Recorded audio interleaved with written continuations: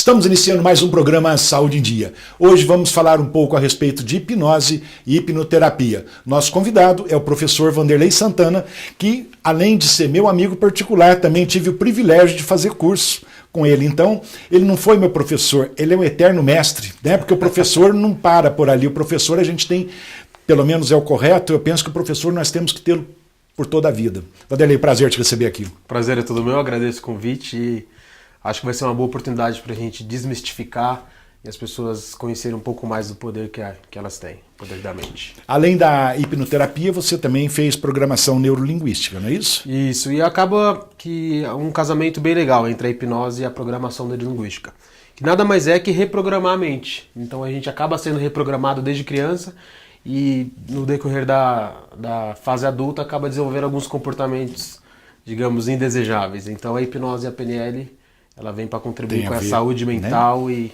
tudo Inclusive, mais. Nós vamos abordar, né, mais para frente, no decorrer do programa, as aplicações da hipnose na área da saúde, várias doenças, né, que podem ser tratadas com a hipnose. Isso, com certeza. Coisas que muitas pessoas ainda não conhecem, mas hoje vai ser uma oportunidade de conhecer. Os mitos, né? Isso. Professor, então falando em hipnose, vamos explicar para os nossos telespectadores o que vem a ser a hipnose. Vamos lá. Muita gente acha que a hipnose tem a ver com religião, um misticismo, e não tem nada disso. É pura ciência. A hipnose nada mais é que um estado de foco e concentração. E nesse estado a gente está aberto a sugestões externas. A gente vai ter acesso ao que a gente chama de subconsciente. A hipnose acontece quando o sujeito, a pessoa que está sendo hipnotizada, aceita uma sugestão externa que vem do hipnotista ou do hipnoterapeuta. Nesse momento, quando essa sugestão é aceita pelo subconsciente e vira verdade, a gente tem uma alteração da percepção da realidade. Isso é o que a gente chama de hipnose, quando essa sugestão ela ultrapassa a mente consciente, aquele fator crítico que fala que isso é possível, que isso não é possível. Quando a gente consegue colocar essa sugestão lá e a gente consegue fazer uma reprogramação mental, a gente chama esse processo de hipnose. E trabalhar com a mente é muito legal, né? Muito bonito, né, Vanderlei? Sim, é uma coisa bem, bem poderosa e as pessoas, a grande maioria delas, não conhecem o poder que tem e acham que a solução vai vir de uma terceira pessoa, quando na verdade todos os recursos necessários para a mudança elas já têm e a hipnose apenas ajuda a acessar esse potencial pessoa, interno. né? É a própria pessoa que vai achar a solução para os problemas. Professor, acredito que muitas pessoas, né, nem todo mundo tem a obrigação de saber tudo. Então a hipnose, muitos perguntam, questionam, a hipnose, a pessoa dorme e tem perigo de não acordar mais? Ou, por exemplo, a gente sempre ouve também, fez uma regressão para tirar algum trauma do passado, e a pessoa, será que volta? A pessoa pergunta, né? Será que eu vou voltar dessa regressão? Estou intraútero, será que eu vou sair disso? Então é uma pergunta muito comum. É uma pergunta muito comum. E o primeiro conceito que a gente tem que entender é que a pessoa não dorme. Em nenhum momento ela vai ficar inconsciente. Esse mito ele vem justamente da palavra hipnose, do Deus do sono, hipnos, que significa sono. E tem essa relação porque a pessoa geralmente fica com os olhos fechados e num estado grande de relaxamento. Mas a pessoa em nenhum momento fica inconsciente. Então ela vai ouvir o tempo todo o que está acontecendo, ela sabe que ela está sendo hipnotizada. E quando a gente faz a regressão, que nada mais é que voltar para um momento anterior para achar a causa do problema, onde o problema se iniciou, a pessoa não foi para lugar nenhum. Então não tem como ela não voltar se ela não foi para lugar nenhum. Ela simplesmente está acessando uma memória do passado, mas ela sabe, ela vai lembrar de tudo o que aconteceu e não existe nenhum perigo em relação a isso. Isso é um dos mitos mais comuns que existem. A primeira pergunta, doutor, mas eu vou acordar, eu não vou ficar dormindo, não né? Vou voltar da regressão. Inclusive você precisa ter a comunicação, hipnose é comunicação. Inclusive a pessoa está acordada e conversando com quem está hipnotizando. Exatamente. Se em algum momento ela entrar no sono fisiológico, o máximo que vai acontecer, eu vou lá e acordo ela pra gente continuar. Porque o relaxamento é muito bom, né? Dá uma relaxada boa e acaba dando sono mesmo. Não vai dormir, não. Se ela dormir, tem que acordar, porque a gente precisa manter essa comunicação até o final da sessão. Vanderlei, uma coisa também que a gente sempre ouve, uma pergunta, a pessoa fala o que não quer ou a pessoa só fala o que quer falar? Por exemplo, tem muitas pessoas, por exemplo, tem algum problema, alguma coisa, e não gostaria de comentar aquilo para ninguém saber. É possível a pessoa falar sem querer falar? Não, porque a sugestão para ser aceita pelo que a gente chama de subconsciente, ela precisa ser aceitável para o subconsciente. O que significa isso? Existe um conjunto de valores, um conjunto de crenças dentro da mente subconsciente, e quando ela recebe uma sugestão, é como se o subconsciente fizesse um check dessa informação, para ver se ela vai contra os princípios, os valores e a moral da pessoa. Se alguma dessas coisas forem sofrer algum tipo de interferência, o subconsciente automaticamente rejeita essa sugestão. Então, por mais que ele esteja hipnotizado, ele não está sob o controle do hipnotista. A mente consciente ela ainda está ali ativa. Ele simplesmente, temporariamente, a gente tem um rebaixamento dessa faculdade crítica. Mas em nenhum momento ela vai fazer algo que ela não faria se não estivesse hipnotizada. Exatamente. Fala só aquilo que a pessoa quer falar. Exatamente. Então isso aí é um outro mito também, isso não acontece. Professor, inclusive, em todas as profissões, em todas as áreas, nós sabemos que existe aquelas pessoas que usam mal a profissão, né? Então, ou seja, teoricamente seria o famoso charlatão, como todas as profissões. Então eu acredito que na hipnose também acontece isso. Por isso que eu estou te perguntando dos mitos, se a pessoa volta, se não volta. Você acabou de frisar que a hipnose também não é religião, então é uma ciência, né? Então, eu acho que isso é importante frisar, mostrar para os nossos telespectadores que realmente a hipnose é um tipo de tratamento que nós vamos falar mais para frente, né? Que vem a beneficiar todos ou aqueles que queiram ser beneficiados. Então, a hipnose ela não oferece risco nenhum. Ela é uma ferramenta. Então, o perigoso é o profissional. Mesmo assim, existe no subconsciente um gatilho de autopreservação. Ele já é programado para proteger a pessoa de alguma coisa que ele acha perigosa. Então, mesmo que o hipnotista seja mal intencionado, ele não vai conseguir fazer com que a pessoa faça algo que ela não queira fazer, justamente por... Isso é muito importante e muito bem colocado, né? Que às vezes a pessoa fica preocupada, estou em trânsito, estou sendo hipnotizado, e agora? O que ele vai fazer comigo? Né? Não existe exatamente. isso. Né? Você precisa do consentimento do sujeito para que a hipnose aconteça. Toda hipnose é uma auto-hipnose. Então quem faz o processo acontecer é o sujeito que está sendo hipnotizado. Ele apenas segue as instruções de alguém. Então por isso que não tem como ele ficar sob controle e vai... Sem o consentimento não existe hipnose. Não existe né? hipnose sem consentimento, exatamente. Professor, nós vamos fazer um breve intervalo, já voltamos com o programa Saúde em Dia.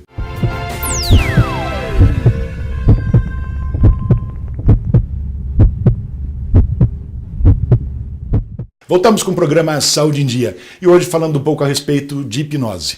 Professor, a hipnose tem alguma contraindicação ou todas as pessoas podem ser hipnotizadas desde que queiram?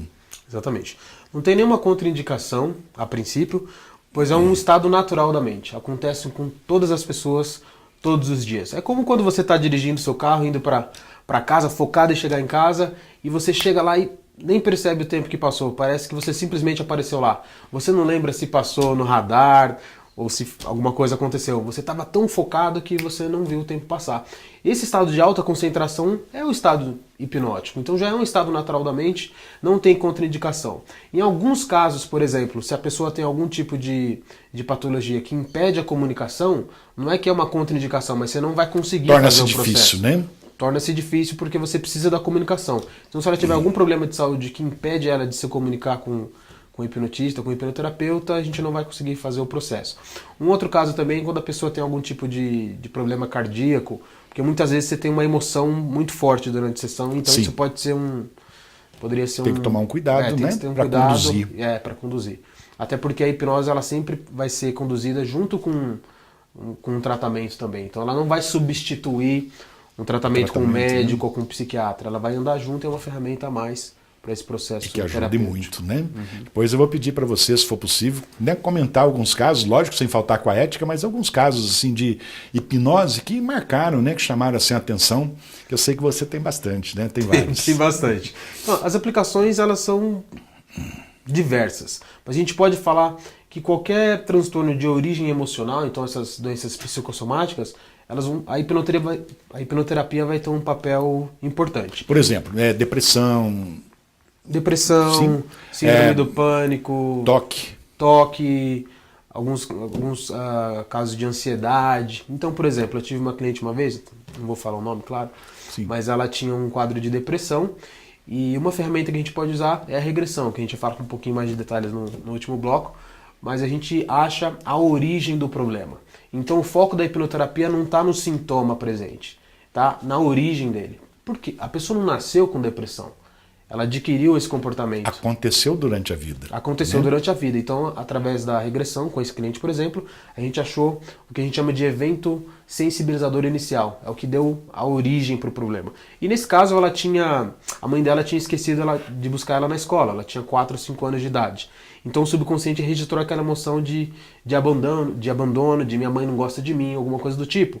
E a gente vai rastreando os eventos através dessa emoção inicial para ver e fazer a ressignificação, fazer com que o sujeito interprete o evento de uma maneira diferente. Porque o evento nada mais é do que uma coisa que acontece. A partir da interpretação passa a ter uma emoção negativa ali. Pode ser mal interpretado ou não. Né? Então ela foi lá, a mãe esqueceu na escola, com 8, 9 anos, ela tá brigando com o irmão, eles se machucam, a mãe pega só o irmão no colo, não pega ela, e ela já, minha mãe prefere o irmão do que eu. E olha só como isso interfere, né, na vida da pessoa. Exatamente. Né? Então a hipnoterapia, a gente vai em cada um desses eventos e faz esse processo de dessensibilização, de tirar aquela carga emocional aquele negativa. Trauma, né, que a pessoa e aí teve. o sintoma não tem motivo para existir, porque a origem emocional não existe mais.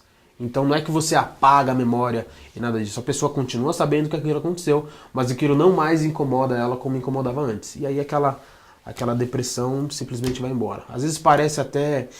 É um processo muito rápido, então às vezes a pessoa fica até... Nossa, mas como pode? Você faz... Tô bem, né? Cadê? E aí você até pede para a pessoa, cadê aquela tristeza, aquela depressão? Tenta sentir isso agora e a pessoa simplesmente... Não tem. Ela desaparece. Então é bem interessante. Casos de gagueira, por exemplo... Eu sei que você teve um caso de gagueira, né? Então esse cliente ele gaguejava há mais de 50 anos. E ele lá com 3 anos de idade, ele acidentalmente matou um filhotinho de cachorro. Lembra que eu contei para você essa história, né? No curso, né? Durante o curso. E a hora que ele vai chorar, o pai dele faz ele engolir o choro. Se você chorar, eu vou te bater mais. Nessa hora de engolir o choro, o subconsciente entendeu que ele não podia se expressar. Não podia falar mais. Não podia falar mais.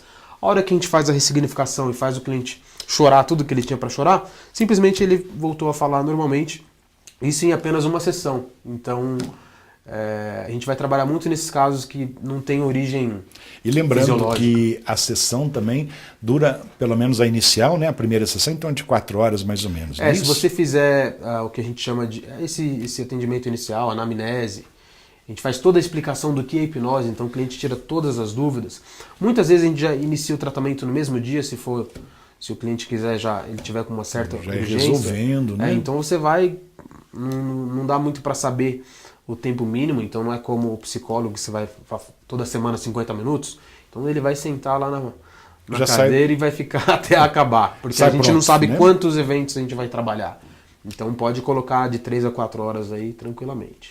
Wanderlei, uma coisa também que a pessoa às vezes pergunta, né, nos questiona, a gente pode mudar, quem está hipnotizando, o hipnotizador, ele pode mudar, apagar da consciência da pessoa certo fato ou não? Não.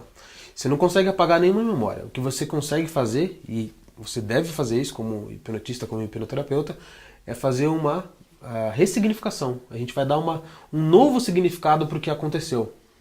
E não apagar a memória. Então a pessoa continua sabendo que aquilo aconteceu do jeito que aconteceu.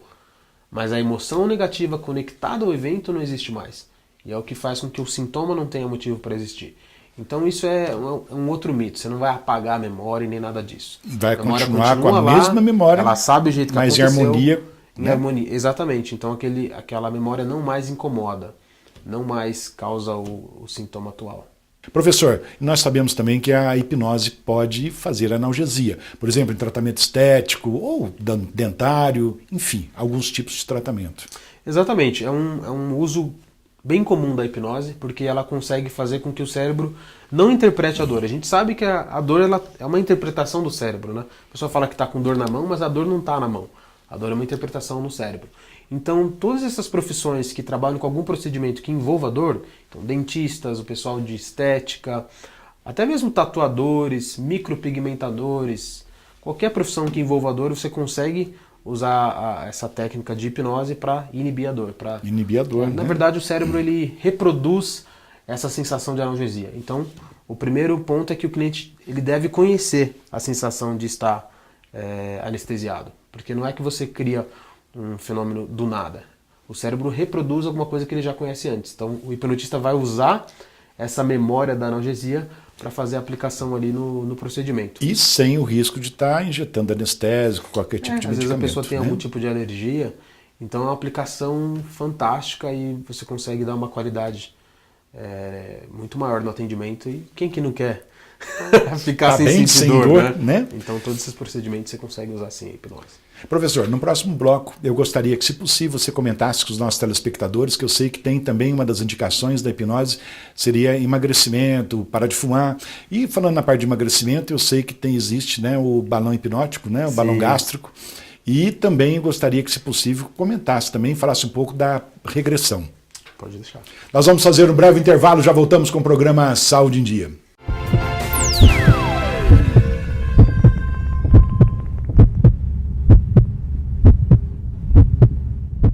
Voltamos com o programa Saúde em Dia e hoje com o nosso convidado, o professor Vanderlei Santana, que além de hipnoterapeuta, também faz programação neurolinguística. Professor, agora há pouco antes dos comerciais, né, eu comentei com você que algumas indicações a mais que seria da hipnose, que seriam parar de fumar, emagrecimento, inclusive o balão hipnótico, né? Você pode explicar para os nossos telespectadores, por gentileza? Posso sim. Vamos começar falando do emagrecimento. O emagrecimento ele vai ter duas etapas. A primeira é tratar a emoção original do problema. Por que a pessoa come demais? Que emoção ela quer se livrar através da comida? Então, nesse primeiro momento... Seria tipo uma fuga da pessoa, não é isso? Exatamente. Então a gente trata essa causa inicial, pode ser usada a regressão, por exemplo, ou outras técnicas, e a partir do momento que aquela emoção que fazia a pessoa comer demais não existe mais, a gente pode entrar com um balão gástrico hipnótico.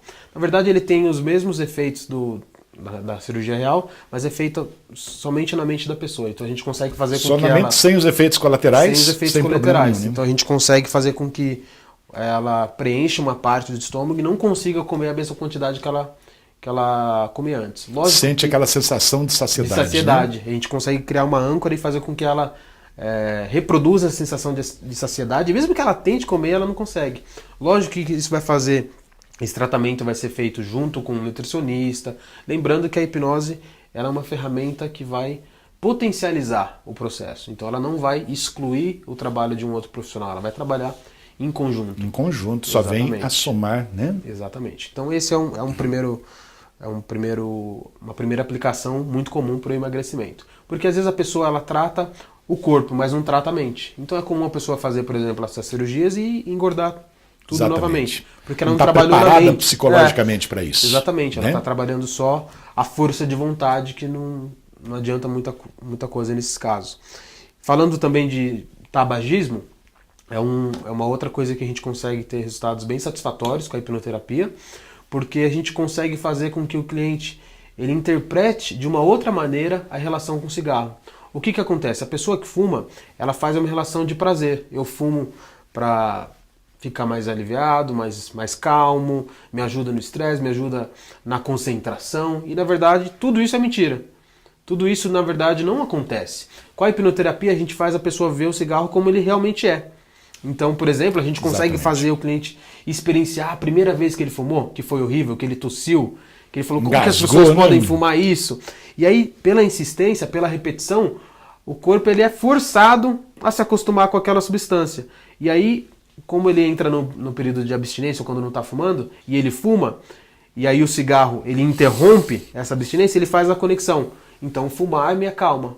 Fumar me ajuda em várias coisas. Então a gente consegue fazer essa ressignificação, essa reprogramação da relação do cliente com o cigarro. E a pessoa ficar livre, né, do cigarro. Exatamente. Ela vai virar um não fumante. A gente fala que ela não vai virar um ex-fumante. O ex-fumante é aquele cara que a qualquer momento ele volta a fumar. Pode voltar. Ele parou pela força de vontade. Então tem gente que aguenta 2 anos, tem gente que aguenta 5 anos, mas ele está sempre ali com aquela vontade, né? Salvo algumas exceções. Então ele vai virar um não fumante. A gente vai fazer com que ele não tenha mais vontade de fumar, que ele não veja mais motivo em fumar, e não que ele tente se controlar a cada dia. Professor, vamos falar um pouquinho a respeito de regressão. Primeiro, o que vem a ser a regressão? Vamos lá. A regressão nada mais é que a capacidade que o cliente tem, que a mente de todos nós tem, de reviver uma experiência do passado. Mas é diferente de lembrar apenas. Como eu poderia perguntar para o senhor, o que você comeu ontem na hora do almoço ou semana passada? Você vai fazer um esforço consciente de lembrar. Não é isso. O cliente ele vai reviver aquela experiência. Então é como se ele estivesse lá. É como se aquilo estivesse acontecendo de novo. Para que a gente usa a regressão? Para achar a causa inicial do problema. Aonde que ele começou? Aonde que o subconsciente aprendeu aquilo? Então muitas vezes você ouviu coisas do seu pai, da sua mãe, do seu professor, que você acabou acreditando quando você era criança. A criança, ela facilmente aceita sugestões externas. A gente é resultado dessa nossa programação do subconsciente. Então a regressão faz com que ele reviva esse momento através da emoção negativa que causa o sintoma, e a gente vê aonde que está o problema e faz o que a gente chama de ressignificação ou dessensibilização. Então a gente volta lá onde o problema começou e faz o cliente daquela idade interpretar. E a pessoa volta a viver normal, né? Exatamente, que é o que a gente quer, né? Exatamente. Então, a regressão é uma das ferramentas que a gente usa com mais frequência, mas ela parte desse princípio de sintomas que foram originados por algum evento, muitas vezes traumático. E até é importante comentar que muitas vezes o problema não é o problema. Você volta lá na origem e ele às vezes não tem nem relação direta com o sintoma atual. Então, por exemplo, às vezes a pessoa tem um medo de dirigir e ela acha que é porque o ano passado ela bateu o carro. E muitas vezes a origem está lá na infância. Na maioria das vezes a origem está na infância. Então o subconsciente ficou sensível a uma determinada situação e o acidente, por exemplo, ele só disparou, desencadeou aquele sintoma. Então uma regressão ela é legal porque a gente consegue identificar a origem e não simplesmente tratar o sintoma, tratar a causa e o sintoma, né, deixa de existir. Professor, e lembrando que a hipnose, a regressão, enfim, todo tipo de tratamento feito não tem nada a ver com religião, como você falou logo no começo do programa. Então não tem miticismo, religião, crença, nada. A hipnose realmente é uma ciência. É uma ciência, ela é reconhecida pelo Conselho Federal de Medicina, de Psicologia, de Odontologia. Então é uma ciência, já foi comprovado.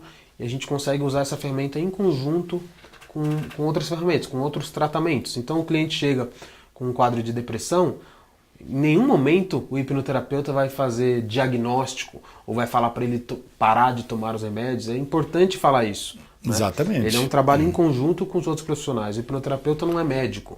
Então ele vai trabalhar... Se o médico vê, né, enxergar que ele está bem, o próprio médico vai retirar o medicamento, alguma coisa. Exatamente. Né? Então é comum que os médicos indicam, a gente trabalha numa parceria com a hipnoterapia. Isso é muito legal. Isso é bem interessante porque ele acelera bastante o processo de autocura. Lembra que toda hipnose é uma auto-hipnose e o hipnoterapeuta ele é apenas um facilitador desse processo. Ele conduz o cliente para achar os próprios recursos para a mudança. Nada mais do que isso. Professor, nossa conversa está ótima, né? Acredito que os nossos telespectadores estão aproveitando bastante, mas infelizmente o nosso tempo está chegando ao finalzinho.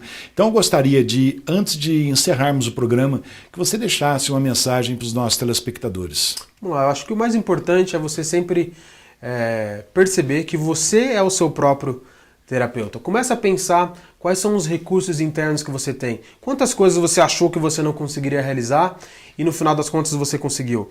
Então acho que a mensagem é parar de colocar a solução dos seus problemas na mão de outra pessoa. E sim perceber que você muitas vezes é o criador do problema, mas mais do que isso você também tem a solução para o seu problema. Então acho que essa é a mensagem que eu quero deixar para vocês e queria agradecer o convite.